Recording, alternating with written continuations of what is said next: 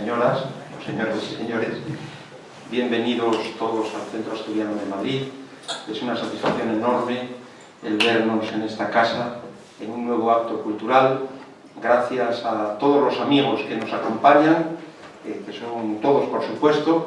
Singularmente pues encuentro a miembros de la Junta Directiva y también está con nosotros Joaquín Pisán, muchas gracias, igualmente Alfonso de Macua, a quien tengo que agradecer especialmente la mediación para que este acto haya tenido lugar, a nuestro compañero de Junta Directiva, Nicanor González, que asistió también al acto análogo celebrado en la Casa Sefarad, creo que a principios de marzo.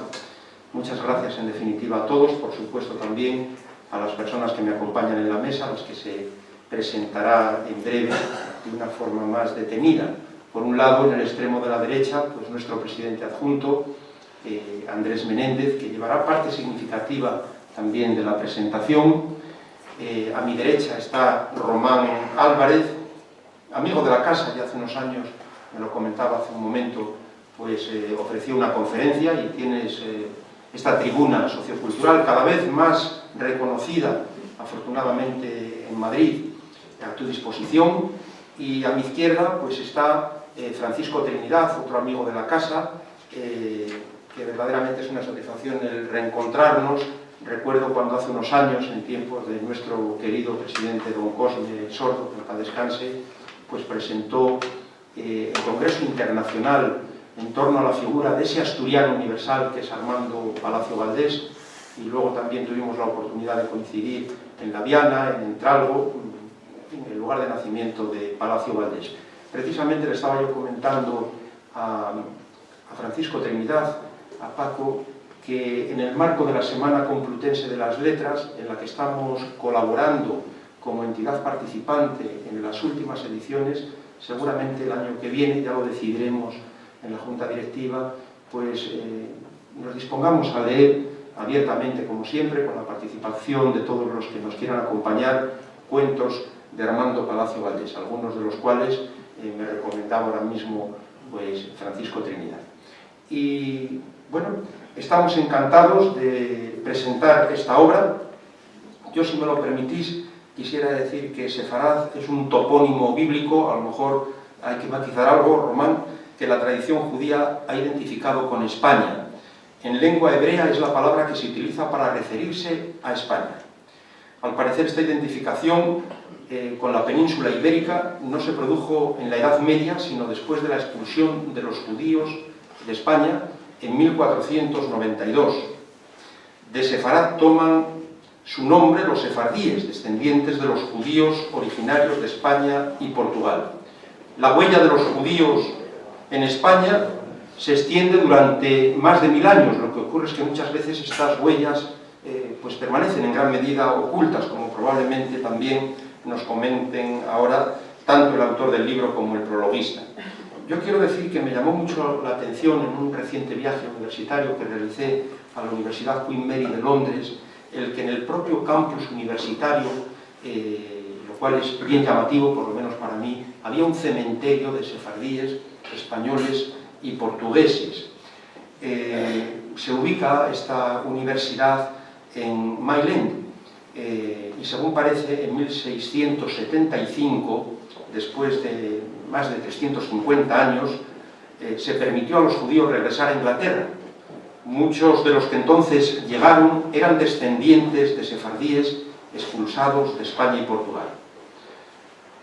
Una vez asentada la comunidad sefardí, además de fundar una sinagoga en lo que hoy es la City de Londres, establecieron un primer cementerio al este, precisamente en esa zona, en Mile End. En 1733 se hizo necesario habilitar un segundo lugar de enterramiento que pasaría a denominarse precisamente Nuevo Cementerio. El solar en el que este radica fue adquirido por esta universidad que digo en los años 70 para la ampliación de sus instalaciones docentes. Bueno, esto también es historia y de alguna manera pues hemos de tenerlo presente. Y por supuesto que descansen en paz cuantos allí reposan. Quiero agradecer también la presencia del senador de la República Oriental del Uruguay, que ayer pronunció en esta misma tribuna una disertación sobre las relaciones emocionales, culturales y económicas de ese querido país hermano que es Uruguay y España, concretamente Asturias, y por cierto, senador, que probablemente no ha tenido la oportunidad de verlo, le hemos puesto copia de algunos correos electrónicos porque mandamos, según prometimos, la nota de prensa. Ojalá que la prensa asturiana pues se haga eco del importante acto que ayer inauguró otros muchos que probablemente acontezcan con el mayor éxito, eso deseamos en Asturias. Gracias también a Rafael Lobeto, que recibirá la manzana de oro, me parece que es el 26 de mayo, y que en gran medida también me dio para que el acto de ayer tuviese lugar. Y nada más, muchas gracias a todos y bienvenidos.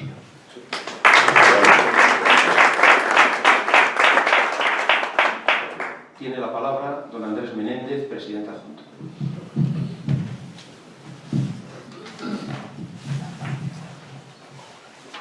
Buenas tardes también por mi parte. Y ahora, este puente entre España y el mundo judío, Avilés, la huella de Separat, que nos presenta hoy aquí don Román Antonio Álvarez González. Un libro, yo he leído algunas páginas, me parece interesantísimo. Naturalmente quiero terminar de leerlo porque creo que vale la pena. Creo que está muy concienciada ese estudio, ese seguimiento sobre el pueblo judío, que no es nada fácil, precisamente porque vivían en el silencio, en la ocultación, naturalmente para defender su existencia, su supervivencia. Y entonces, bueno, pues naturalmente hay que explorar mucho y muy concienzudamente. Nos dice, o por lo menos yo he leído en alguna parte, que quizás no se han conseguido datos muy contundentes, que la cosa todavía está en marcha y que hay que profundizar en ella, pero sí muestra, por ejemplo, un vestigio que para mí sí es significativo de la presencia de los judíos en Avilés, otras ciudades de Asturias, que no hablaré de Cangas de Narcea, como es el caso de La Sal y Avilés. Los judíos siempre han sido muy agudos para el comercio, han tenido una visión fantástica. Y en aquellos tiempos La Sal fue naturalmente de una importancia relevante. Tanto es así que se le consideró el oro blanco en aquella época, y fue lo que en la Edad Media sirvió pues, para el inicio y la expansión del comercio exterior desde Asturias. Y aquí, en este caso, ellos, por ser procedentes de esas tierras de Israel, si miramos un poco el Levítico, donde Yahvé hizo un pacto con el pueblo elegido y dejó, en ese pacto quedó dicho,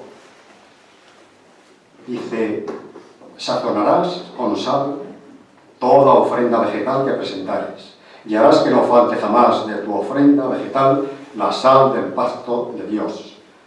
En todas tus ofrendas ofrecerás sal. Naturalmente esto, para este pueblo tan avispado con el comercio, tenían que tener esto muy en cuenta, y donde fue, y sobre todo, por ejemplo, en Avilés, donde entonces, por aquellos tiempos, el puerto de Avilés era de los más importantes de Asturias, para ellos era un enclave perfecto para expandirse a nivel mundial. Y bueno, ciertamente, a pesar de estos vestigios, el tema del investigador es difícil, por eso que decíamos que han vivido en el silencio y la ocultación, y esto requiere naturalmente que la labor ha de ser todavía muy larga, porque los judíos no podían vivir a cara descubierta, tenían que vivir eso, en la ocultación. Entonces eran lo que los judeoconversos, que naturalmente cuando veían muchas dificultades tenían la habilidad de convertirse, Pero eso no les garantizaba el ser acogidos como un ciudadano más. Seguían teniendo muchas dificultades, tuvieron muchas persecuciones y sobre todo las tenían los que querían mantener la práctica de su religión. Esos eran realmente perseguidos, castigados y, bueno, pues el presidente hablaba ya de esos datos a través de la historia. Al final del siglo XIV hubo una mortandad de judíos tremenda. En 1978 los reyes católicos promulgaron la Inquisición, con la que pretendían pues mantener digamos la ortodoxia del catolicismo en sus reinos y para hacer una limpieza de todo lo que eran los conversos judíos, musulmanes, de lo que fuera. Entonces, naturalmente para este pueblo no fue fácil, porque, de acuerdo, muchos huyeron de España, de su paraíso, porque llegaron a considerar a España como su paraíso, pero con el paso del tiempo, pensando que las cosas irían mejor, regresaron. Muchos murieron en ese regreso después de ser conversos. Después de ser conversos murieron, siguieron muriendo. En fin, la situación no fue fácil. Y de hecho hubo muchas juderías en muchos lugares de España donde vivían en unas condiciones de bastante marginación. Y eso naturalmente quien mejor lo puede decir es él que lo ha trabajado, que lo conoce. Y por lo demás, yo sí quiero decir que como punto de partida tenemos el ensayo de este gran trabajo y que ilumina el camino por hacer.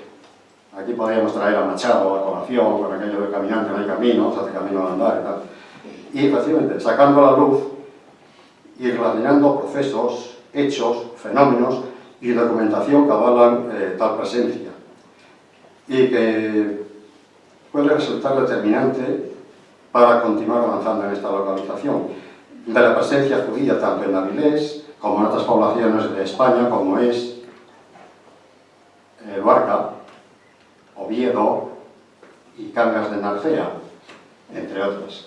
Y de Cangas de Narcea, y aquí está Joaquín Pisalla, a lo mejor lo conoce, hay un pueblo, un bonito pueblo de montaña que se llama Gillón, que parece que que fue fundado en el siglo XV por judíos que huían de las persecuciones de las juderías de Cangas de Narcea, de Avilés o de Oviedo.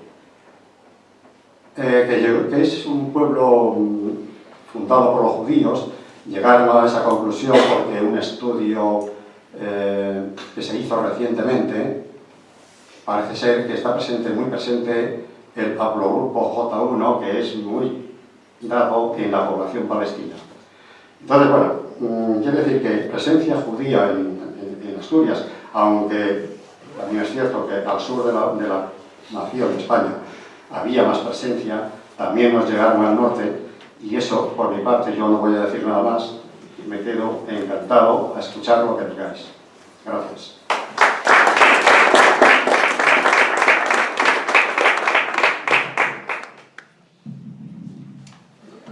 Gracias, Andrés. Tiene la palabra don Francisco Temiña. Muchas gracias. Buenas tardes, señoras, señores. Debo comenzar con una broma a la que no me resisto. Se habla de Oviedo como la ciudad bien novelada. Podemos hablar de este libro como el bien prologado, tiene 3 prólogos, y sobre todo como el mejor presentado. Esta es la 4ª vez que participo en una presentación y no he ido a todas y me consta que quedan algunas más. En este momento me cabe la satisfacción de participar en la presentación de este libro aquí en Madrid, en este centro asturiano, embajada de todos nosotros en la capital. Avilés, las huellas de Sefarad, de Román Antonio Álvarez. Como nadie se le escapará, y como es habitual en estos casos, mi presencia aquí no se debe a ninguno de mis méritos, si los tuviere, sino a la generosidad de Román, como le llamamos los amigos, y en calidad de amigo, lógicamente, participo en este acto. Luego volveré sobre nuestra amistad y las razones de mi presencia aquí ahora, porque en este momento me gustaría hacer una breve brevísima semblanza personal de Román. En las páginas 165 y 166 de este libro, que tienen ustedes un breve currículo de quien se declara en primer lugar maestro, reivindicando esa palabra que modas espurias han pretendido desterrar y que, sin embargo, tan arraigada sigue en nuestro imaginario social. Pero además de maestro, Román es muchas otras cosas que en ese currículo se desgranan. Todas ellas apuntan a una persona inquieta, que se ha formado concienzudamente, sus títulos y diplomas lo señalan, que participa activamente en la vida social y cultural de su Avilés natal, donde sigue viviendo, y que además dedica parte de su tiempo a la investigación histórica de Avilés. No en vano es licenciado en Historia y regularmente publica artículos o libros, como en este caso, compartiendo el resultado de sus pesquisas. En ese momento, sin embargo, puesto que lo demás queda reflejado en esas dos páginas finales del libro que les señalaba, me gustaría destacar sus 16 años, 4 legislaturas, como concejal de Cultura en el Ayuntamiento de Avilés. Siendo concejal lo conocí por razones que ustedes pueden imaginarse. Yo también ando metido en la harina de la participación y promoción cultural, y no es de extrañar que nuestros caminos se cruzaran, andando además como andamos por los mismos senderos y defendiendo los mismos intereses. Conocí a Román en mis muchos viajes a Avilés en pos de la figura y defensa del novelista asturiano Armando Palacio Valdés, que nació en La Viana, de donde soy, y pasó su infancia y adolescencia en Avilés. Su madurez, lógicamente, aquí en Madrid. Debo decir que siempre tuve su atención y su apoyo para cuanto en la promoción de Palacio Valdés se me ocurrió programar, tanto en Avilés como en La Viana. De este contacto no podía surgir más que la amistad, y ello por una razón que quiero compartir con ustedes y que ahora, como ya no es concejal de Cultura y no voy a pedirle ninguna otra colaboración institucional, puedo decir en voz alta. Román Antonio Álvarez fue un gran concejal de Cultura en Avilés. A nadie se le escapa que de otra manera no se hubiera mantenido en el cargo durante 4 legislaturas. Pero él le imprimió al cargo su sello personal, cercano, atento, preocupado de los temas que se traía entre manos y sobre todo, consciente de su labor. Les he señalado antes las páginas del libro en que se detalla su currículo, para que quede constancia de que es un hombre culto e inquieto. Su cultura e inquietud las trasladaba a su gestión al frente de su concejalía y sus vecinos de Avilés no pueden menos de reconocerla y yo, como amante de Avilés, la traigo a este acto. No puedo ocultarles que cuando Román renunció a ir en las listas de nuevo para las municipales de 2015, sentí una auténtica pena, más que nada porque se debilitaba uno de mis puentes con Avilés. Sin embargo, poco después, cuando me comentó que tenía en marcha este libro y me pidió que escribiera un prólogo, y sobre todo cuando me envió una copia digital y pude leerlo detenidamente, me dije que aunque perdíamos un buen concejal, recuperábamos y ampliábamos la dedicación del buen historiador. Debo confesar, en principio, que me sorprendió que Román me pidiera dicho prólogo, sobre todo porque él me conoce como autor de obras de carácter asturiano que nada tienen que ver con este tema de la huella judía, y nada sabía, ahora ya se lo sabe, nada sabía entonces de mis relaciones literarias e históricas con el tema de Sefarad. Es de suponer que su petición estaba basada en la amistad, como les decía, que le agradezco, y la amistad no precisa de más razones. Sin embargo, el tema de Sefarad y el criptojudaísmo me interesa desde hace años. Cuando vivía yo aquí en Madrid, allá en el tránsito de los años 70 a los 80, trabajaba sobre 3 temas básicos, aparentemente muy diferentes y sin embargo muy interrelacionados entre sí: la Inquisición, la brujería y la espiritualidad. Incluso recibí una beca del Ministerio de Cultura para estudiar la actuación de la Inquisición en torno a la espiritualidad y la mística. Además de todo ello, me interesaba la literatura moderna de principios del siglo XX. El tema de la Inquisición puso en mis manos un libro de Julio Caro Baroja, Inquisición, brujería y criptojudaísmo, cuya primera parte se centra en el tema del criptojudaísmo en la corte de Felipe IV, y la segunda, la que a mí me interesaba entonces, en el tema de las brujas de Zugarramurdi y su paso por el Tribunal de la Inquisición de Logroño, brujas que no tienen nada que ver con esa película que por ahí rueda. Lógicamente, y una vez leída la segunda parte, que me interesaba directamente, como también me interesaba la época de Felipe IV, entré de lleno en el criptojudaísmo, cuyo interés no me ha abandonado. Pero además, a través de la literatura del siglo XX, entré en contacto con la obra de Rafael Cansinos Assens, que me fascinó. Y precisamente de Cansinos se ha dicho siempre que era judío, o muy cercano a las creencias judaicas, y él mismo, investigando la heráldica de su primer apellido, concluyó que la suya es una familia de origen morisco o judío, sefardíes que han perdido sus raíces, proveniente nada menos que de la aldea de Cansinos, en Teberga, nuestra Asturias, y lógicamente emigrados posteriormente a Sevilla. No extraña, pues, que haya dedicado a este tema judío, el propio Cansinos, numerosos textos que van desde la novela documental de la historia de los judíos en España a la exégesis de libros bíblicos con títulos tan significativos como El candelabro de los 7 brazos, Las luminarias de Hanukkah, España y los judíos españoles, Los judíos en la literatura española y, sin ir más lejos, Los judíos en Sefarad, libro de 1950, reeditado en Madrid por Hebraica Arca en 2006 y que ustedes tienen en las noticias. No debe extrañar, pues, que cuando Román me pidió un prólogo para este libro, aceptara inmediatamente, y no solo por la amistad que nos une, sino por el interés que el tema en el tema que desde antiguo tengo. Su lectura, además, no defraudó ni mis expectativas ni mi interés. Se subtitula Ensayo histórico y hace honor a tal denominación.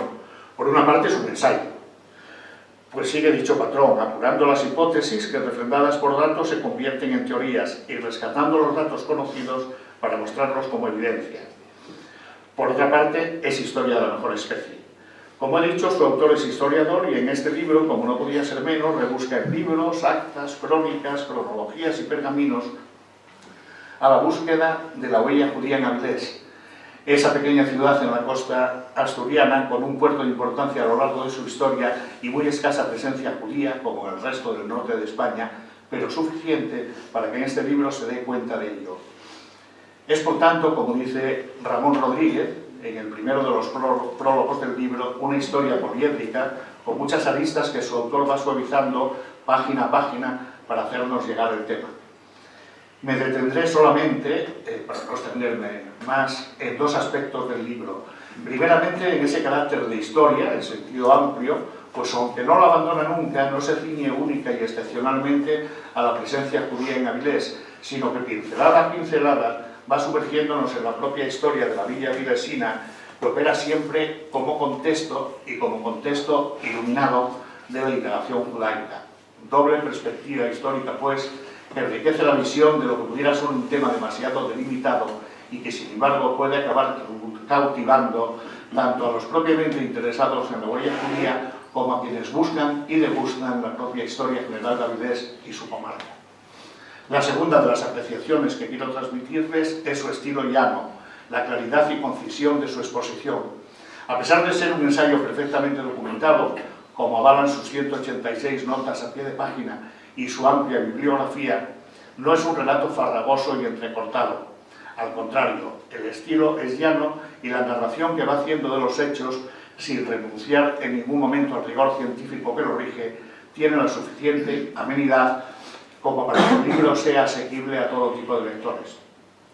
Por último, voy concluyendo, quisiera señalar que este libro es una primera aproximación al tema y, como tal, muchas veces titubeante y apoyada en los datos para confirmar hipótesis, pero como tal primer acercamiento deja muchas puertas abiertas y abre muchas posibilidades a futuras investigaciones, como el propio autor espera y recoge en el último párrafo del libro.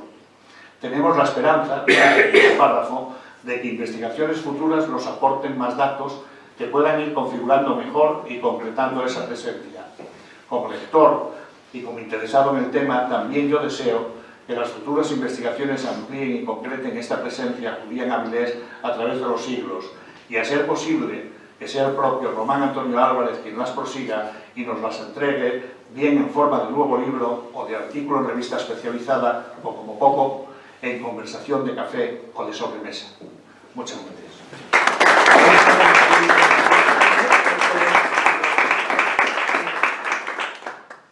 Muchas gracias, Francisco Trinidad. Tiene la palabra el autor del libro, Román Álvarez. Bueno, muy buenas tardes y muchas gracias por acogerme aquí en vuestra casa.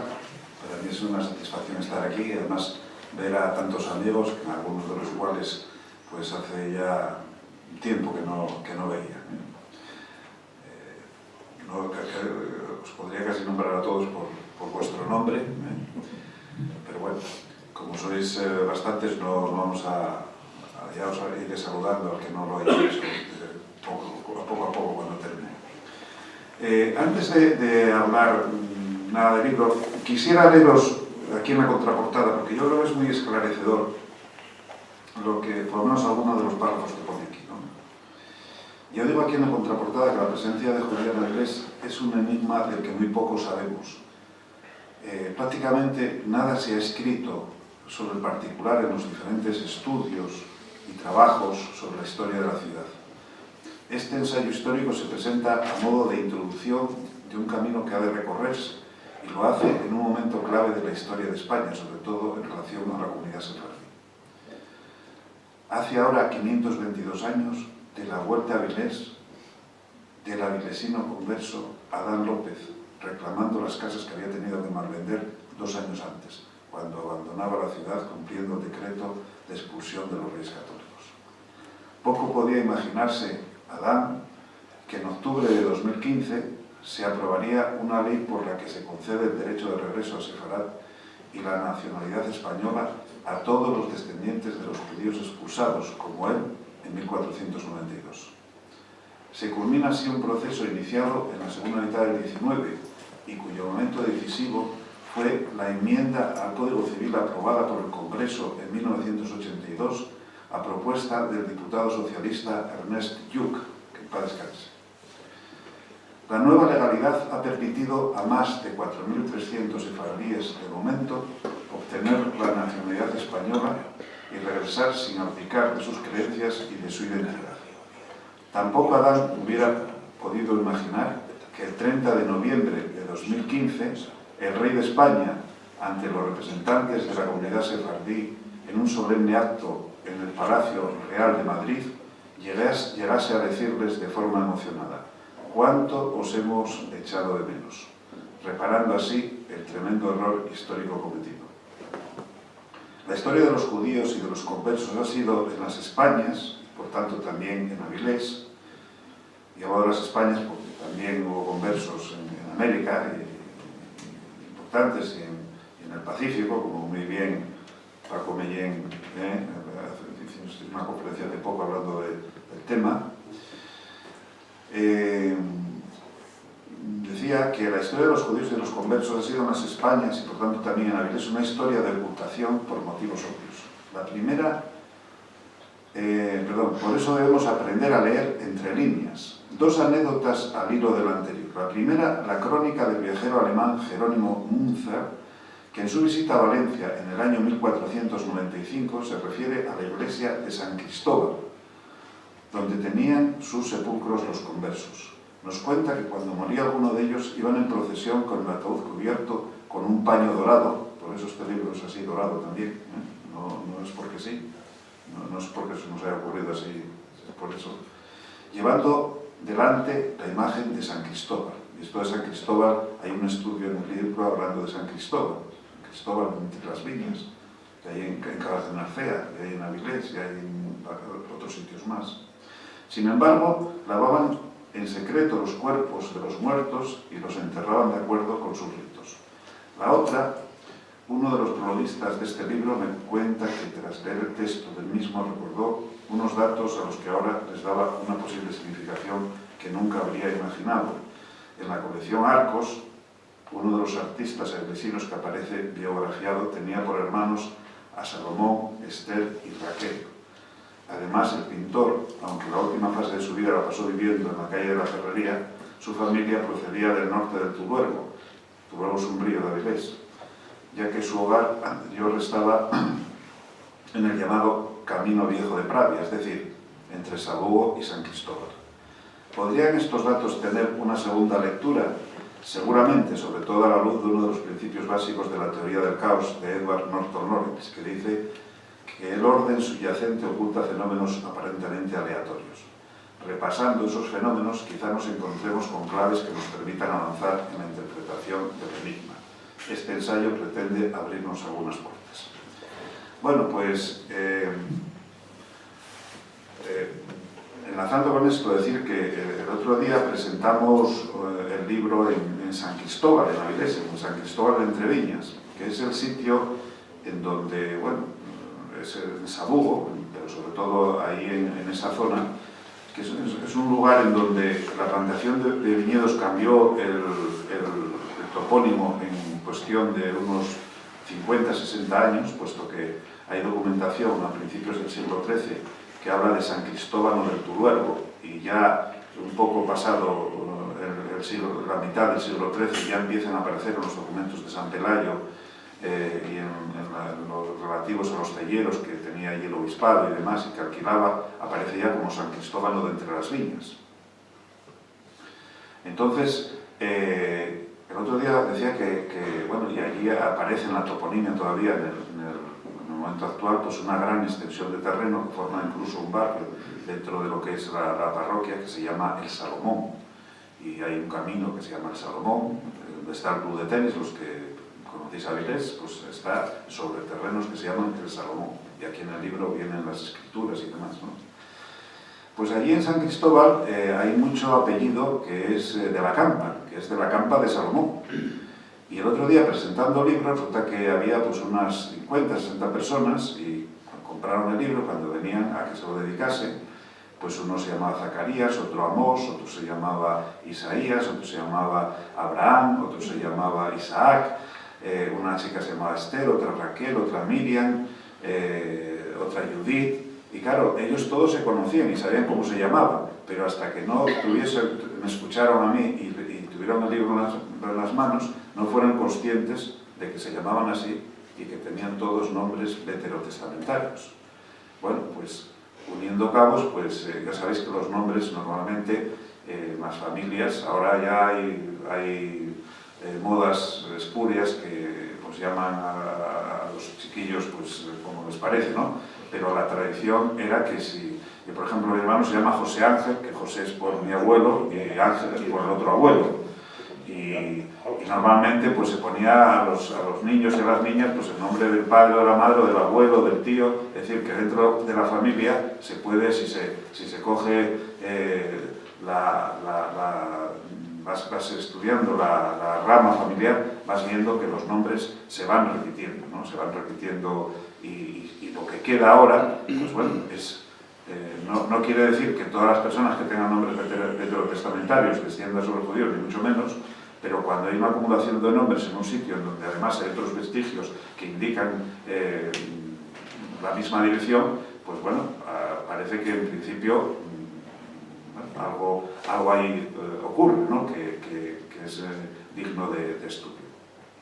Yo empecé a interesarme por este tema porque yo tengo dos nietos y se apellidan Pombal Álvarez, porque mi hija se casó con un chico que es descendiente de portugueses. Su bisabuelo había venido con otro hermano, eran canteros, y habían venido a Asturias cuando se construyó la Basílica de Covadonga y la iglesia nueva de Sabugo. Y se casaron con dos mujeres españolas. En principio quedaron establecidos cerca de Covadonga, pero después un hijo de uno de ellos, el abuelo de mi yerno, pues vino a Avilés y ya sus hijos, que es el padre, el otro abuelo de mis nietos, pues, y sus hermanos, que son un montón, pues quedaron en Avilés, se casaron y bueno, hay muchos Pombales ya en Avilés. Y bueno, pues yo le preguntaba a mi yerno si no estaba interesado en conocer de dónde era su familia. Se había quedado en un pueblo que se llamaba Ardosa, en Portugal, pero nunca había ido ni nada de nada. Y yo, bueno, yo soy una persona que la curiosidad nunca me ha abandonado. Ya tengo 64 años, pero sigo preguntándome como los niños pequeños, como mi nieto, que ahora le digo cualquier cosa y me dice, ¿y por qué? ¿Y por qué? ¿Y por qué? ¿No? Y yo también sigo preguntándome por qué. Y bueno, pues en un viaje que hicimos a Portugal, cuando todavía no tenían hijos, mi hija, él y mi mujer y yo, pues tú vas por la autopista cerca de Castelo Branco y ves allí el desvío hacia la Ardosa, ¿no? Y vamos a parar. Y fuimos, cogimos un hotel y preguntamos y demás, y bueno, él conoció a primos segundos, terceros o cuartos, es decir, a familia, y yo estaba allí el sacerdote en la iglesia, y como yo sabía, por lo que él me había dicho, más o menos la fecha de nacimiento y de tal, de su bisabuelo, pues fui a la iglesia, al archivo, y miré, y efectivamente ahí estaba el acta de nacimiento de este señor y de su hermano, pero los padres habían venido a establecerse a las dos, a los padres del bisabuelo, es decir, el tatarabuelo, pero eran de otro pueblo que está a unos 30 kilómetros, que se llama Belmonte. Y entonces, como no teníamos prisa, porque tal, pues cogimos y vamos a ir hasta Belmonte, a ver qué pasa en Belmonte, a ver cómo es Belmonte. Y Belmonte es un pueblo precioso, que está en una colina, tiene un castillo estupendo, tiene murallas, es un pueblo medieval. Y allí en Belmonte resulta, yo he vuelto después muchas veces a Belmonte, allí en Belmonte resulta de que cuando ocurrió la revolución del 25 de abril de los claveles en Portugal y bajo el gobierno de Otero Serrallo de Carvalho, pues bueno, se abrió, digamos, un periodo de libertad, y llegó un investigador polaco que estaba buscando criptojudíos en España y en Portugal. Y allí en Belmonte pues había gente que en determinadas épocas del año pues hacía determinados ritos que no sabían muy bien por qué los hacían. Ellos eran católicos, estaban bautizados, se casaban por la iglesia, bautizaban a sus hijos, cuando se morían hacían los funerales, enterraban, pero hacían estos ritos que bueno, que estaban descritos como una curiosidad etnográfica bueno, pues como se habla de los vaqueiros cuando se habla de otros pueblos, ¿no?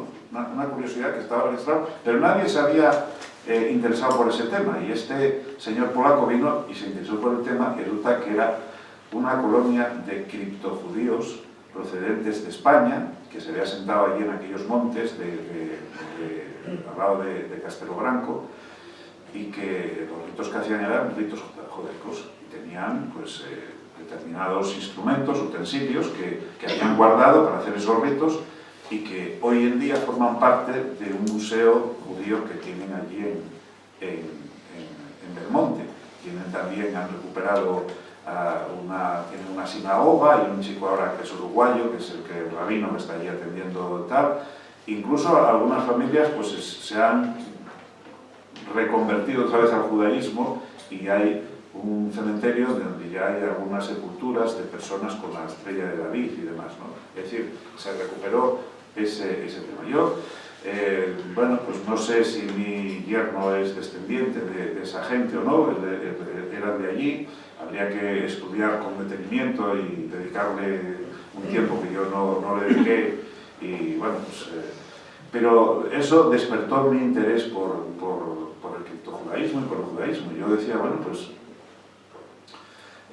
había leído sobre el tema de la sal, había leído sobre el tema del vino, y claro, Avilés es un puerto, es la ciudad aforada más antigua del Cantábrico, tiene un fuero que es anterior, por supuesto, a Bilbao, a San Sebastián, a Santander, a La Coruña, y era el puerto del reino de Asturias y de León, del primitivo embrión de lo que después sería España, ¿no? Y ese puerto pues tenía un movimiento muy grande, bueno, pues en varios elementos. Por allí se importaba vino, se importaba sal, que también se producía. Ya digo que en Avilés la sal, ya en el siglo IX tenemos noticias de las Officinae Salinarum, que eran minas de sal gema que estaban en Molleda. Es decir, que la sal no solamente se obtenía a través de la evaporación del agua marina, que deposita la sal en el suelo y tal, y de eso tenemos el vestigio, el topónimo de Salinas, sino que además había minas de sal gema.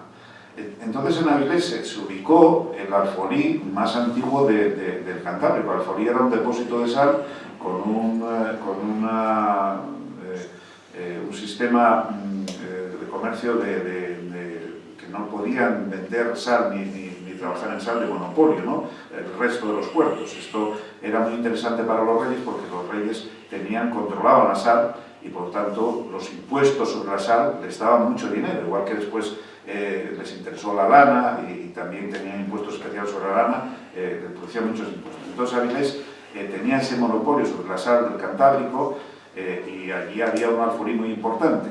Y esa sal no era para Avilés, sino que se distribuía por el reino. Sabéis que la sal, como muy bien dijo el vicepresidente, era oro blanco, era el oro blanco de la época y se pagaba, e incluso a la gente que trabajaba se le pagaba con sal en vez de con moneda. La sal era utilizada como moneda, de ahí viene el término salario que todavía se usa, ¿no? Eran pequeños saquitos de sal con los que se pagaba los trabajos de las personas. Entonces, Avilés distribuía esa sal y llegaban barcos de sal porque no era suficiente la que se producía en Asturias y en Avilés, y llegaban barcos de sal importada pues, de toda la costa atlántica francesa, de La Rochelle, de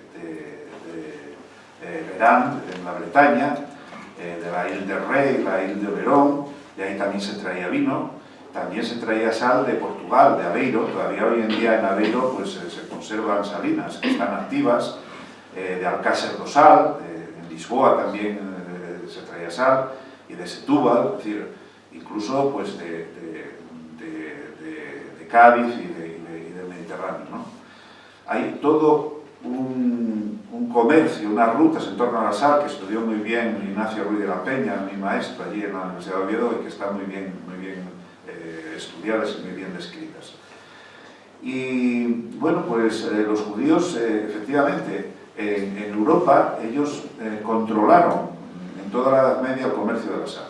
En Europa había un comercio de la sal, por ejemplo, Salzburgo, que debe su nombre a la sal, Salzburgo, es un topónimo también derivado de la sal, y era fundamentalmente en el interior de Europa era salgema, eran minas de sal. En el País Vasco hay unas minas también de sal en Álava importantes, de una montaña, la sacan con agua que pasa por la montaña y después la depositan, pero los judíos controlaban esa sal. Y entonces, bueno, pues si los judíos controlaban la sal, y no solamente controlaban el comercio de la sal, sino los impuestos que se cobraban sobre la sal, también los cobraban judíos, sería difícil que en Avilés no hubiese judíos relacionados con la sal. Y lo mismo pasaba con el vino.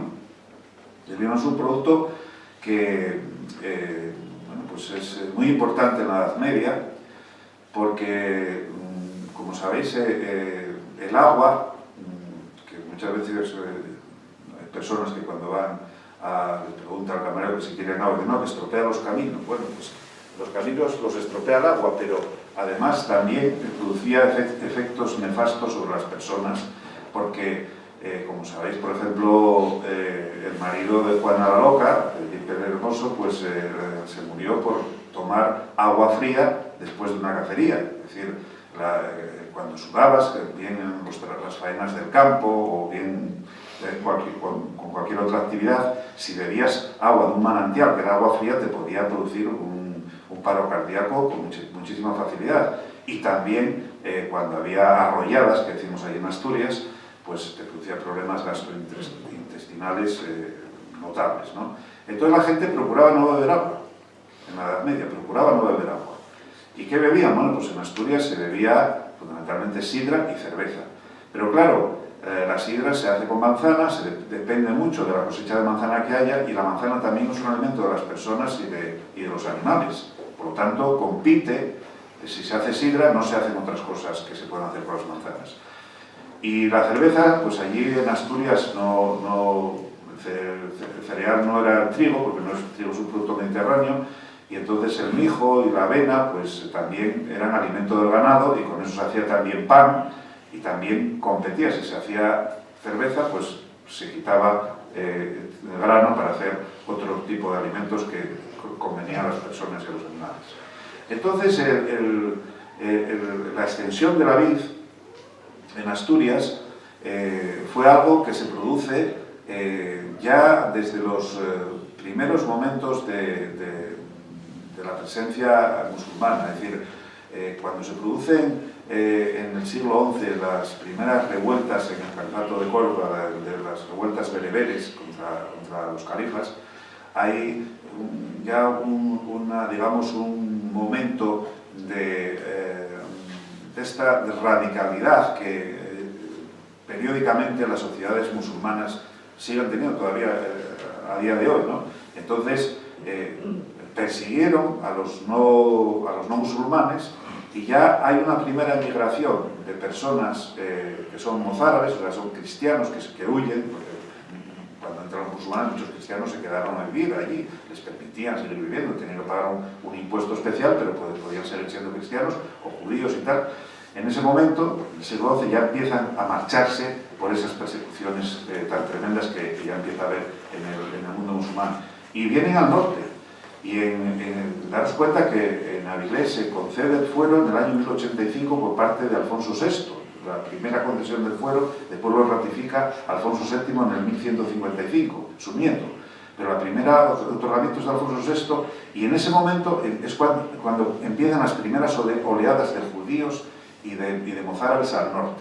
Y llevan con ellos el cultivo de la vid. El cultivo de la vid. Incluso, bueno, pues con la primera presencia musulmana en España ya hay muchos que emigran al norte y se marchan y llevan, ya se inicia el cultivo de la vid, incluso primero. Y los documentos, vamos, los documentos no, los testimonios epigráficos, las primeras representaciones de uva que tenemos en piedra, pues están relacionados incluso con el prerrománico.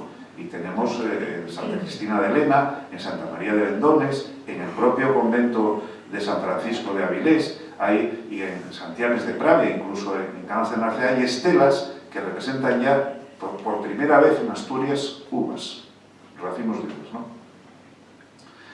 Bueno, pues empieza a extenderse este cultivo en relación con estas personas que vienen del sur y traen la uva, porque la uva es una manera de beber agua filtrada de forma natural por este vegetal.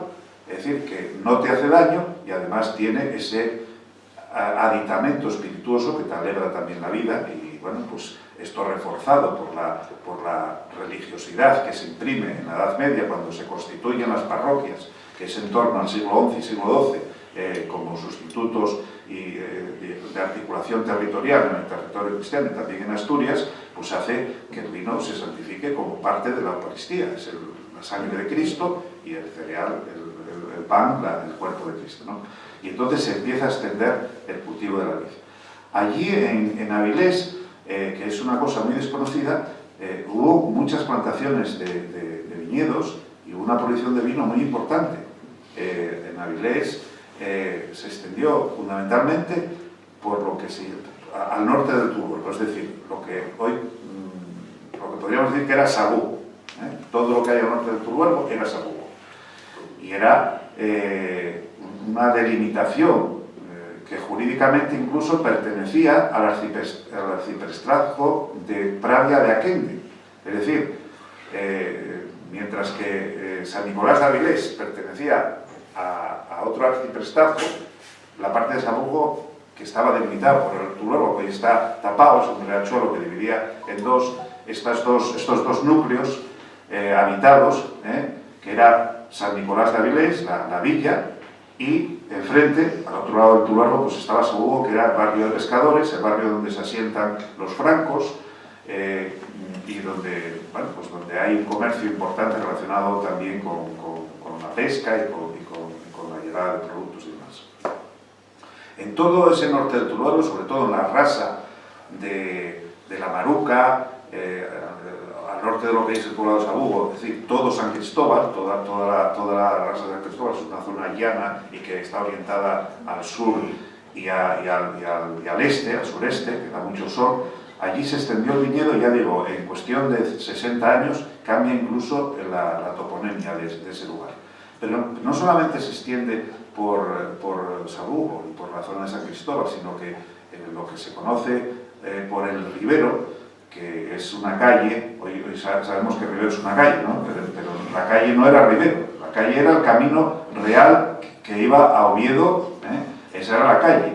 Y el Ribero era los terrenos que quedaban entre el camino real y la Marisma, es decir, toda esa zona, en donde ahora está el Teatro Palacio Valdés, y que fue la expansión decimonónica de Avilés, una expansión con calles trazadas, con travesías y demás, todos esos prados que bajaban suavemente desde la calle Real, aquí va Oviedo, hasta la Marisma, hasta el mar, todo eso era lo que se llamaba el Ribero. Avilés tenía el Ribero, que era eso, y también tenía la Ribera, que era lo mismo en Sabugo, que llegaba también, eran prados que llegaban desde el poblado de Sabugo hasta la Marisma. O sea, que tenía la Ribera, que era en Sabugo, y el Ribero, que era en esa zona que ya fuera de Avilés, en las afueras de Avilés, y después, por un proceso de metonimia, lo que era el Ribero, pues dio nombre a la calle, ¿no? Pues en Ribero tenemos testimonios también de celleros, de familias importantes de Avilés, y del obispado, y del convento de San Pelayo de Oviedo, que son propietarios de viñas y muchas veces, todas las veces las alquilaron, ¿no? Los judíos, en muchas ocasiones no se les permitió tener propiedades, pero ellos las alquilaban. Y bueno, también había otra zona, en Llaranes también hubo plantaciones, tenemos documentación que avala la plantación de viñedos en Llaranes, y en otra zona, que es en la zona del río San Martín, donde estuvo situado el antiguo asilo, que es el cuartel de la Policía Nacional, toda esa zona, que también tenía una capilla dedicada a San Martín de Tours, que desapareció en el siglo XVII, pero pasó también a llamarse, en la misma época en que se hizo la plantación en San Cristóbal, pasó a llamarse, de ser San Martín, o San Martino, pasó a llamarse San Martino de Entre las Viñas también. Toda esa olla, es una olla, como un hondonado, un valle, que además hay un manantial impresionante allí, que es el manantial un manantial muy importante, que fue el que abasteció de agua a Avilés durante muchísimo tiempo. Todavía está ahí la fuente, no me acuerdo ahora mismo, ya me saldrá el nombre. Valparaíso, exactamente. Bueno, pues esa zona también fue una zona de viñedos muy importante. Y los judíos plantaban vides, sí. Las vides más antiguas que hay en La Rioja estaban en manos de judíos. Y tenemos un caso también muy significativo, que es en Rivadavia, en donde la cuna del Ribeiro, que el Ribeiro es un veto también de judíos, lo plantan los judíos. ¿Y por qué los judíos eran importantes en esto del vino? No porque ellos hiciesen mucha cantidad, sino porque hacían vino bueno. Claro, los cristianos, el vino cristiano, ya sabemos desde las bodas de Caná, que con un cántaro se pueden hacer 500 cántaros de vino. Es decir, con un cántaro de vino se puede multiplicar y hacer 500 cántaros, ¿no? Sin embargo, los judíos tienen que hacer el vino que llaman kosher, que tienen que atenerse a las normas que dicta el Levítico sobre cómo se tiene que hacer el vino, y el vino tiene que ser puro. Por lo tanto, cuando un noble, un comerciante adinerado, un burgués, un soldado de dinero o un obispo querían beber vino bueno, no le compraban el vino a un cristiano, se lo compraban a un judío, porque sabían que el vino judío era vino puro, era vino de calidad, y el otro pues podría serlo o no. Y bueno, pues encontramos en estas zonas, pues investigando, pues encuentro que efectivamente en Avilés empiezo a mirar en los documentos y veo que en el fuero de Avilés, como os decía, pues se promulga primero por Alfonso VI en 1085 y después se ratifica por parte de su nieto Alfonso VII en 1155, pero no solamente eso, sino que después yo tuve la suerte de recuperar un pergamino que es la ratificación del fuero de Alfonso VII, que se hace como unos 100 años, calculan, posterior, y que añade 3 preceptos nuevos a los que contenía el que se conservaba en Avilés. Este pergamino se había perdido con la francesada, en 1809, y bueno, pues en Avilés teníamos este fuero que nos daba una serie de privilegios Y en el antiguo régimen el fuero se utilizaba como documento jurídico. Cuando había un pleito se llevaba a la Chancillería o a la audiencia, se llevaba el fuero para decir, oiga, que nosotros no tenemos que pagar por pasar por Langreo. Por ejemplo, los condes de Langreo siempre estaban cobrando impuestos a todo el mundo que pasaba por allí, por tazgos, tal. No tenemos. O, por ejemplo, pues la gente de Avilés no tenía que ir a servir al rey en armas, a no ser que el rey estuviese en estado de sitio y en peligro inminente. Bueno, había determinados, tenían derecho de paso para favorecer el comercio desde la mar hasta León, hasta el traspaís. En fin, hay una serie de cosas. Cuando había un problema, se iba con el fuero. Si había uno que tienes que pagar contado, no, yo soy de Avilés, no pago. No pago contado. No, tienes que pagar. Bueno, pues dame un recibo que después voy a la Chancillería y reclamo. Y se iba con el fuero y tal. Entonces en Avilés había dos documentos que estaban registrados en un inventario de 1740. Pues en el inventario se pone debajo número 1 derechos de la población y de Avilés, de la ciudad de Avilés y de los pobladores de Avilés. Y pone, documento número 1, un privilegio de Alfonso, otorgado por Alfonso VI y doña Rita, su mujer, por el cual concede a la villa de Avilés, a sus habitantes, los privilegios, no sé qué. Eso lo pone el libro, ¿no? Y después pone, documento número 2, otro privilegio que confirma el anterior, dado también por Alfonso VII, y tal, en la época de no sé qué. Entonces, esos dos documentos estaban en Avilés en 1740, pero uno de ellos desapareció, el número 2, y nadie sabía de dónde estaba. Y bueno, lo localizamos, yo lo localicé y en Murcia se había llevado a la audiencia, a Oviedo, a un juicio, a una reclamación, y cuando entraron los franceses, el regente de la audiencia, que era entonces don Pascual Quiles de Talón, que después llegó a ser el presidente de la Casa de Indias, pues lo llevó con él y llevó más documentos y marchó corriendo porque entraban los franceses en Oviedo. Y entonces, bueno, después se desaparecieron muchísimos documentos y nadie lo echó más en cuenta y más. Yo cuando preguntaba por ese documento a Justureña y a otros historiadores de red, no, eso está ahí, pero no, eso nunca existió, porque, bueno, pues no sé, se hicieron muchísimos estudios, el señor Berra cuando hizo tal en el siglo XIX y Menéndez Pidal y La Pesa y no sé quién, hicieron mucho, nadie cita eso no existió y tal. Bueno, después lo localizamos y como había sido puesto en cuarentena el fuero de Avilés por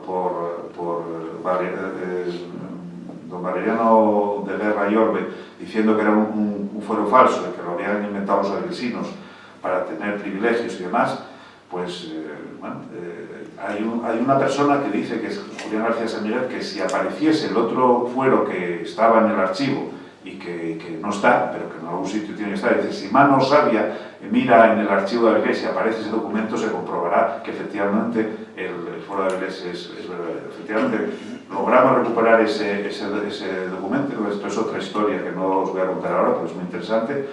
Y efectivamente hicimos un congreso y se demostró por la firma del escribano Suarius, que era el documento es auténtico porque este Suarius tiene más documentos, más pergaminos firmados en el archivo de San Pelayo de Oviedo, y es de esa época, muere en 1160 y pico, es decir, que no, y la firma es de él y está autentificada por expertos y demás. Bueno, y en el fuero de Avilés hay un precepto que dice que para ser un testigo de juicios o de herencias o de contratos tiene que ser cristiano mayor de 7 años. Y eso no se refiere a que un niño de 8 años pueda ser testigo, porque eran irresponsables jurídicos, es decir, esos no podían serlo. Se está refiriendo a que tenían que ser cristianos que se hubiesen convertido al cristianismo desde por lo menos hacía 7 años.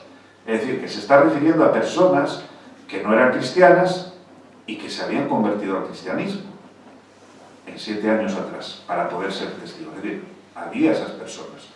Porque si no las hubiese, sería ocioso que el fuero lo pusiera, el de 1085 de Alfonso VI, que el fuero de Alfonso VII de 1155 conservase ese precepto y que la ratificación posterior, que además modifica porque añade preceptos que no existían, también lo mantenga. Pero no solamente eso, sino que en las pragmáticas de los diferentes reyes que van sucediéndose, que ratifican el fuero de Avilés, también mandan las resoluciones de Cortes que adoptaban en los sucesivos sitios, regulando las relaciones de los judíos con los cristianos, las cuestiones relativas a la usura, a los préstamos, relacionadas también al gobierno de los propios judíos entre sí. Es decir, y eso se mandaba a Avilés regularmente, señal de que allí había personas a los cuales regulaba la vida, ¿no?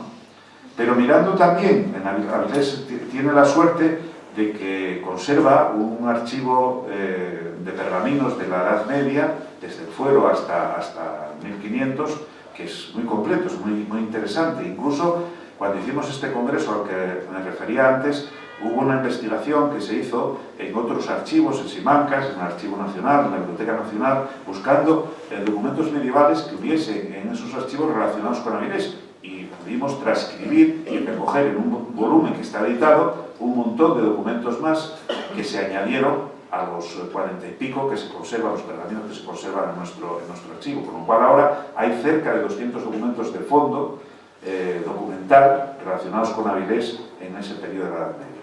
Y repasando esos documentos, pues ahí te encuentras, pues, por ejemplo, en el libro, yo aquí aporto 38 documentos diferentes de fondos notariales, algunos relacionados con la toponimia, otros que son documentos que sacamos del archivo de San Pelayo de Oviedo, del Fondo de San Vicente, del Simancas, del Archivo Nacional, en fin, de diferentes archivos.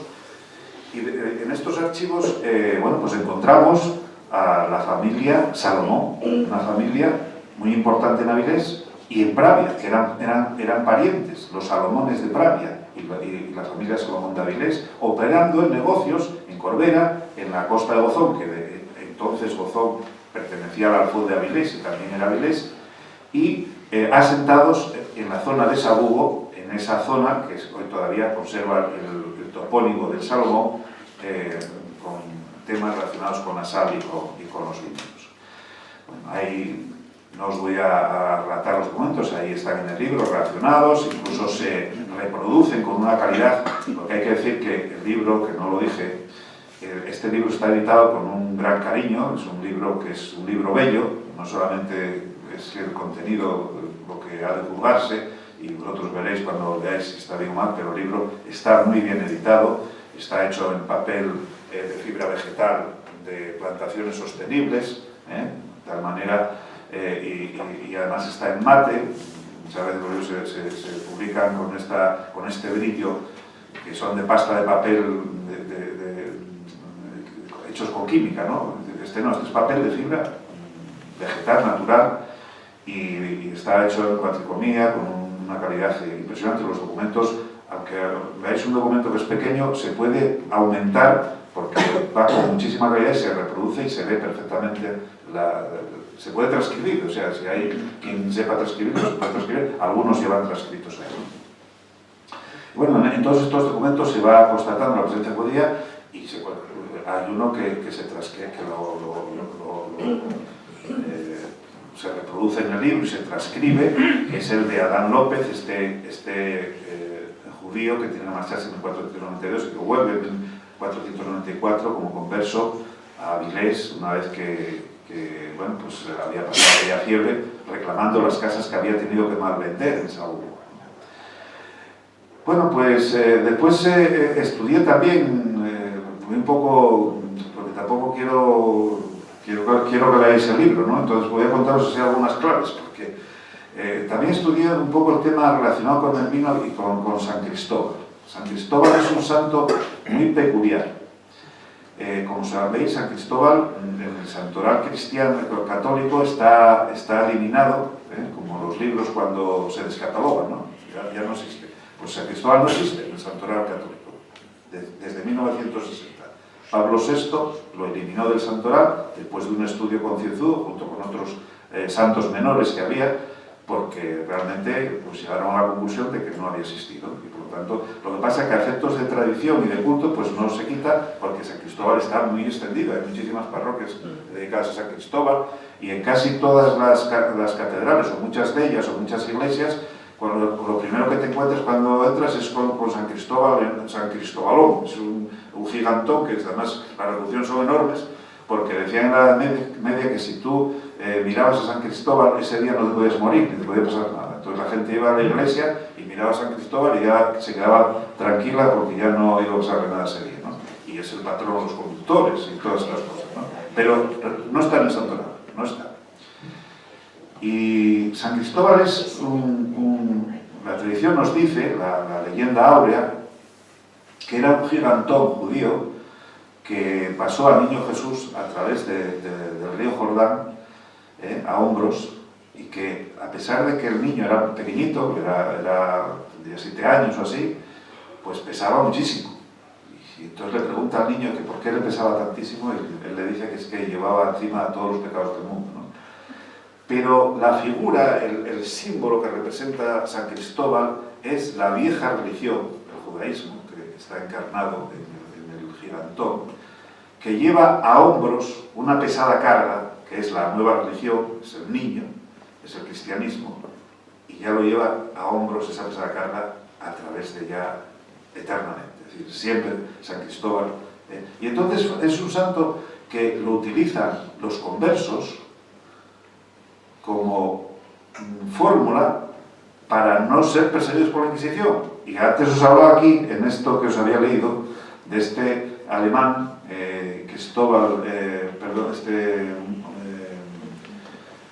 Jerónimo Münzer, que va a Valencia y visita la parroquia de San Cristóbal. Estos eran, la iglesia de San Cristóbal, que todavía existe en Valencia, era una sinagoga. Y cuando se producen las persecuciones y ellos lo convierten en la iglesia de San Cristóbal. Y el cementerio judío lo convierten en el cementerio católico de San Cristóbal. Y utilizaban a San Cristóbal como, digamos, disfraz para encubrir los cultos que tenían. Pero no solamente los judíos, también los gnósticos y también los protestantes. Es decir, es un santo que no en todos los casos, pero sí en muchos de ellos, servía para ocultar una realidad subyacente que no estaba en la superficie, que no la puedes ver, ¿no? Pero que estaba ahí, ¿no? Y es curioso porque tenemos muchísimos conversos que se llamaban Cristóbal, y en el libro se ponen algunos de ellos.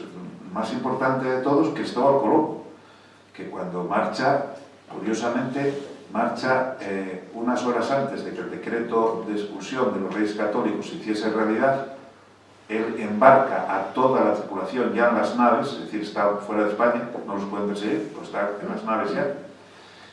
Y la mayor parte de la población que embarca a Cristóbal Colón es conversa. Y es curioso que Cristóbal Colón no embarca ni un solo cura cuando marcha para América. Van conversos. El primero que descubre América, no me acuerdo ahora con el nombre, era el converso de radical, el que grita cuando ve América, ¿no? Y bueno, pues porque claro, en España se empiezan a producir persecuciones importantísimas. Ya hablamos de la de los bereberes en la España musulmana, pero ya en la España cristiana, en 1391 hay unas persecuciones que se matan a un montón de judíos en toda España, y es el prólogo, digamos, 101 años antes de la expulsión que se va a producir en 1492.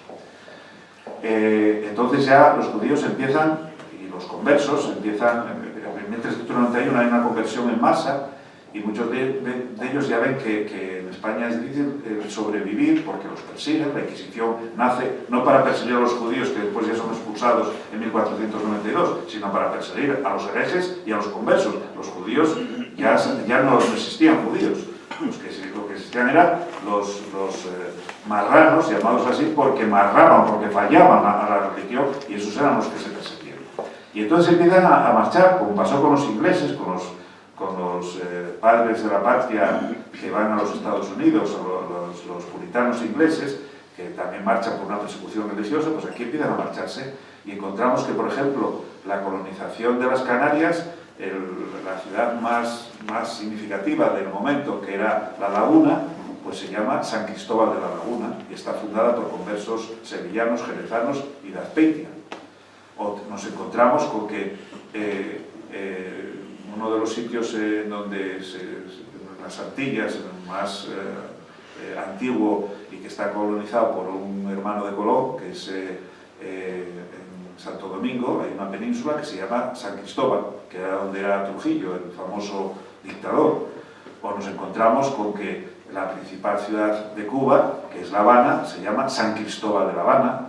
O nos encontramos con que, por ejemplo, pues en Chiapas, la capital de Chiapas es San Cristóbal de Chiapas, que está fundada por un converso que es el padre de las Casas. Y así pues encontramos, bueno, puedes seguir y ver muchísimo San Cristóbal, y en eso San Cristóbal ves, puedes seguir en la huella de la emigración de conversos hacia América, que tenían prohibido los judíos ir a América, pero iban. Y de hecho, las revoluciones que se producen en América después de la francesada, cuando regresa Fernando VII, se producen porque, entre otras razones, porque quiere volver a imponer otra vez la Inquisición.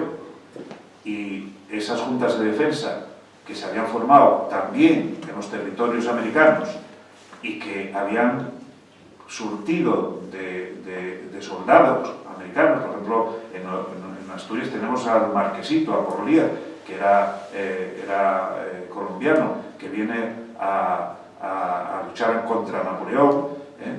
Después ellos no admiten que la Constitución de Cádiz, que surge de la voluntad, por así decirlo, del pueblo, se anule y las juntas de defensa no tengan ningún tipo de valor y se vuelve otra vez a imponer la Inquisición, y eso hace, y ahí tienen los conversos, dentro del mundo criollo, juega un papel importantísimo de rebelión contra la España fernandina, contra la España de Fernando VII, porque no querían volver otra vez a esa situación, ¿no? Bueno, pues estudio San Cristóbal y, bueno, pues te fijas que San Cristóbal, relacionado con las viñas, pues no solamente está en Avilés, que está también en Cangas, de Narcea, una ciudad en donde también hay una presencia judía y conversa demostrada. Hay un episodio que también se refleja en el libro de un judío procedente de la Puebla de Luarca, que compra terrenos en Abraham Cabañón, que compra terrenos allí en las Cangas, que se llamaban entonces Cangas de Tineo. Los de Cangas, sé que no les gusta que digan Cangas, pero se llamaba así, eran Cangas de Tineo, y compra terrenos para crear un cementerio para sus hijos y para los hijos de sus hijos, y está muy relacionado también la extensión de los viñedos en Cangas con la población judía. Y un tema que yo también me atrevo a tocar es el tema de los vaqueros. Yo no digo que los vaqueros sean judíos, aunque hay una tradición que los llaman pujarranos, que los llama porque si les tenían de moros de las alpujarras o de judíos. No, los vaqueros son asturianos como los demás, lo que pasa es que estaban especializados en cuidar del ganado. Eran los vaqueros y los sialdos. Los sialdos eran los que cultivaban la tierra y eran pueblos que estaban asentados, sedentarios, y los vaqueros eran trashumantes, eran nómadas, iban con el ganado. En verano pues iban a los montes para tener pastos frescos, y en invierno pues bajaban a las marinas, porque los montes estaban nevados, ¿no? Entonces eran asturianos como los demás, dedicados a ese menester, pero sí que es cierto, y en el libro también se aportan pruebas, de que determinadas aldeas de las montañas, como puede ser el caso de Cansinos, u otras, o Etarna, por ejemplo, que también tiene esa tradición, o de otros lugares, en los que los judíos y los conversos podían encontrar un lugar en donde empezar de nuevo y en donde disimular su existencia. y sobre todo con los vaqueiros, porque los vaqueiros no estaban registrados, no había censos, y además estaban hoy aquí y mañana se marchaban, y se dedicaban a la arriería, al comercio del vino, de la sal, con sus reatas de mulas, se marchaban, incluso hasta hace muy poco tiempo, pues traían a gente a Madrid a trabajar o a vivir, con un régimen que también lo relato aquí de media montura, de montura completa, de media mula, de mula completa. Es decir, si ibas todo el rato montado en la mula, o ibas medio camino andando y el otro camino montado en la mula. Entonces eso, ellos conocían los caminos. Entonces, hay familias, y eso sí que queda probado en el libro, que se asientan, familias conversas y familias judías que se asientan en las brañas vaqueiras. No quiere decir que los vaqueros sean judíos, pero sí que acogen en su seno a familias conversas que encuentran en esas brañas la manera de diluirse, de desaparecer, de no estar controlados, ¿no? Y en caso de problemas, conocer los caminos por los cuales podían escapar.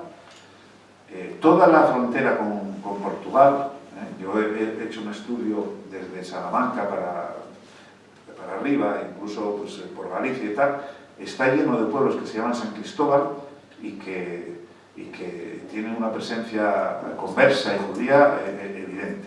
Y del otro lado de la frontera, como pasa con este pueblo, pues dije yo, del Monte y de otros más, pues también, y eran judíos, españoles o portugueses que estaban emparentados y que vivían para un lado o para otro, según las circunstancias políticas lo aconsejasen. Pero que tenían comercio, comerciaban y tenían una relación muy importante.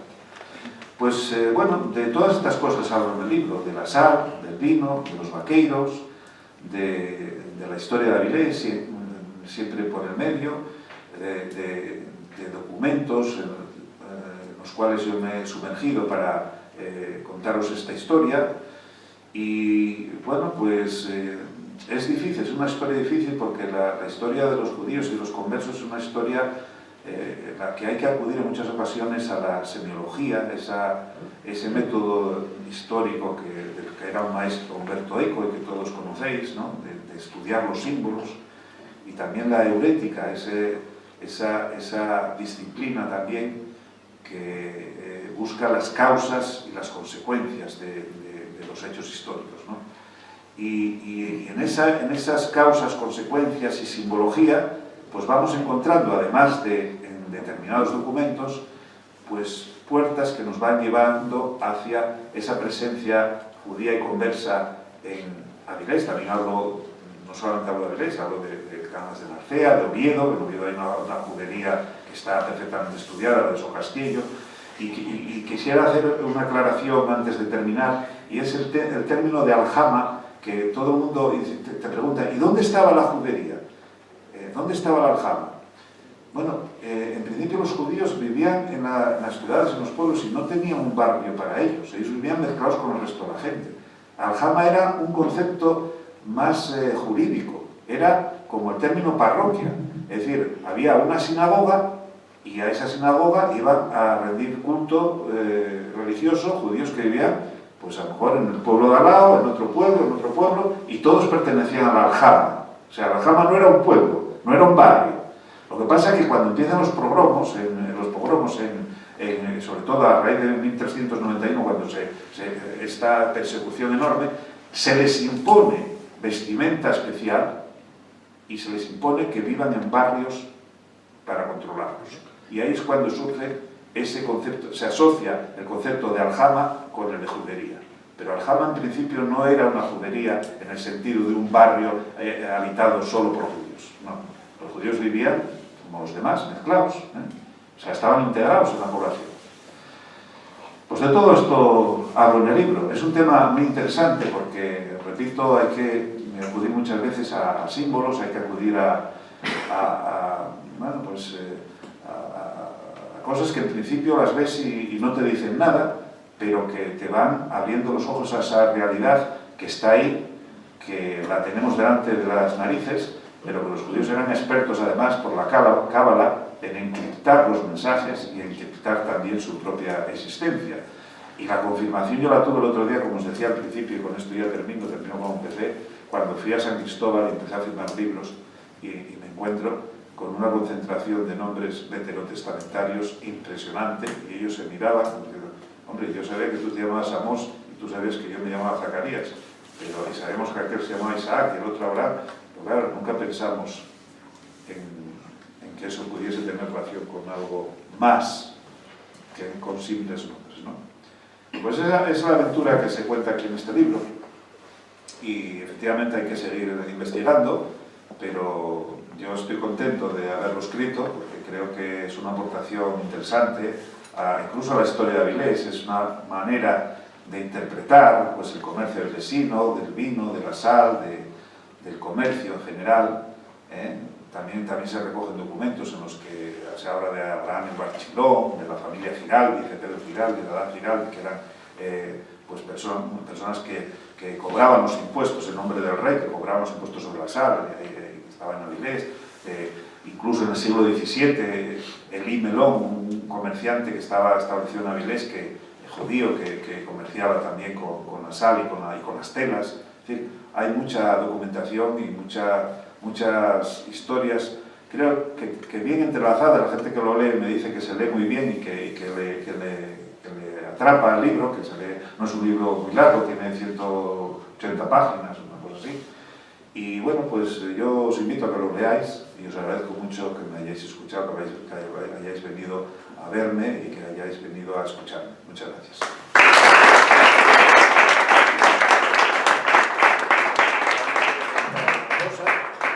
Si alguien quiere preguntar algo, muy brevemente, por favor, porque... Antes de llegar a Luarca, hay un cementerio que se llama el cementerio judío. Entre Barcia y Luarca. No, en Barcia hay un cementerio musulmán. ¿Es musulmán? Sí, sí. Pero eso es de cuando la guerra, pues a los moros que venían con... Sí, está bastante abandonado, por cierto. Pero bueno, sí, pero es musulmán, no es judío. No, es musulmán. Bueno, pues si no hay ninguna pregunta, ya... Perdón. Yo os preguntaría, ¿cómo es posible que esté tan extendido San Cristóbal y que la Iglesia no reconozca a ese santo? Ya digo que en 1960 se lanzó el santoral, pero ya, y también lo digo en el libro, por ejemplo, Erasmo de Rotterdam critica muchísimo el culto a San Cristóbal, porque dice él que San Cristóbal, Santa Bárbara también, y algunos no santos más, no pienses que eso era San Cristóbal, a los santos menores, que eran santos, parece que eran 17 santos, que eran, la gente los veneraba muchísimo, decía Erasmo de Rotterdam que los veneraba más que a nuestro Señor o a San Pedro o a San Pablo. Cuando eran santos, que eran casi como estos dioses banes romanos, ¿no? que los dioses hogareños, ¿no? Porque bueno, pues se extendió ese culto hacia estos santos y bueno, lo mismo que se extendió, por ejemplo, hacia San Telmo. San Telmo sí que existió. San Telmo, los pescadores pensaban que eso que se formaba en las velas de los barcos, en los mástiles, que es producto de la electricidad del aire y tal, que era el fuego de San Telmo y que los protegía, ¿no? Y hubo una explosión del culto a San Telmo por toda la costa española, portuguesa. Incluso la Marina tiene fuertes que se llaman así San Telmo, y no sé si... ¿cómo se llama? Hay una parte del barco que también se llama... No, son los fuertes que tienen la pólvora y todo esto, ¿no? Los que se dedican a San Telmo. Bueno. No, eso es Santa Bárbara. Santa Bárbara, sí. Eso es otro también que está cuestionado. No sé si eso también se quitó el